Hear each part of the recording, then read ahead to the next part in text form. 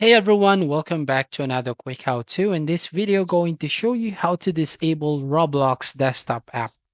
So first up, open the search icon and then find Run app. And then from here on the Run app, you just need to type in percentage local app data percentage. And once done, click on the OK button. Now from here, you just have to find the Roblox folder. So open up this one here, double click to open this folder. And then you just have to look for the versions folder. Again, double click. And then from here, find the Roblox Studio installer. So here, just have to delete this exe file right here. And now you just have to find the most recent folder. So we're going to just open the recent folder here. So going to select the next one and then go to Roblox Player Beta. So delete this one. And another is Roblox Player Installer.